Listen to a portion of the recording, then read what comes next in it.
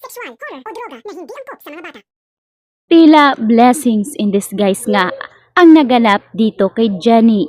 Matapos siyang tanggalin sa Yumi at tanggihan na siya ng Astra M, ay dito nga sunod-sunod ang natanggap na invitation ni Jenny mula nang malipat siya sa Pop Gloss. Sa tulong nga ni Miss Vanna ay masayang ang ibinalita nito na magkakaroon nga ng interview si Jenny kay Boy Abunda. Bagay na malaking spot ito para kay Jenny. Tuwang-tuwa ang dalaga dahil kahit papaano ay nakikitaan niya na nga na potensyal na magiging success ang kanyang pagsusumikap matapos nga siyang tanggalin sa Yumi. Samantalang naging mabuti naman ang BGYO kay Jenny matapos nga nilang tanggihan itong Yumi. Gulat na gulat pa si Megan at nagwawala ito sa galit. Dismayado kasi si Megan matapos niyang malaman na hindi na matutuloy ang pakikipag-collaboration ng BGYO sa Yumi. Kaya naman dito ay nagkatagpo naman ang landas ni Megan at Jenny sa naturang event. At nakuha pa nga ni Megan na palayasin si Jenny dahil hindi nga raw nararapat ang naturang event para sa isang talunan na tulad ni Jenny. Hindi naman nagtimpi itong si Baste at susugurin niya sana itong si Megan. Ngunit biglang ang dumating itong si Akira at dito niya pinatotohanan na hindi na talaga sila makikipag-collaboration sa Yumi dahil nga sa nalaman nga ni Akira na interview nitong si JC na para bang hindi naging maganda para sa BGYO ang imahe nitong si Megan.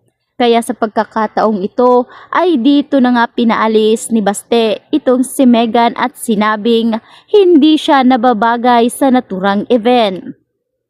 Kaya naman sa loob mismo ng opisina ng naturang Astra M ay dito nga ngayon galit na galit si Dara na sumugod kay Miss Monica at sinabing bakit umano pinayagan ni Miss Monica na hindian ng BGYO ang Yumi lalo't ito ang grupong namamayagpag ngayon. Ngunit anya pa ni Miss Monica na marahil malaki ang impact ng BGYO sa pagtanggal nga kay Jenny dito sa Astra M. Kaya wala umano silang magagawa kundi tanggapin ang katotohanan at marami pa namang mga agency at mga grupo na pwede nga silang makipag-collaboration.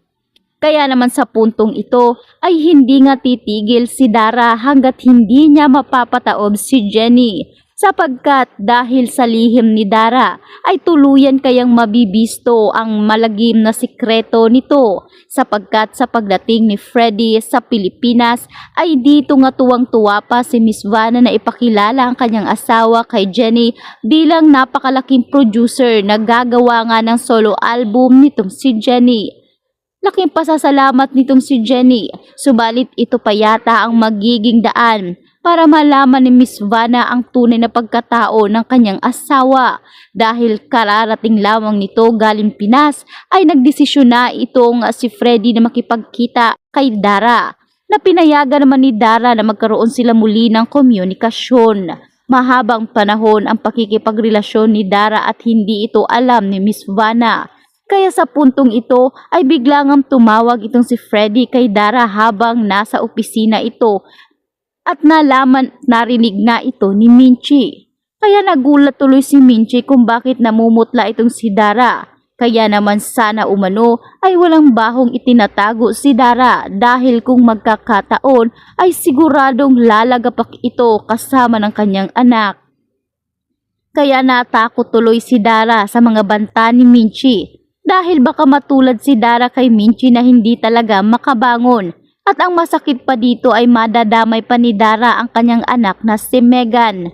Samantalang, nakarating nga ang balita kay Miss Amelia ang pagtanggal kay Jenny ng Astra M dahil kay Megan at Dara.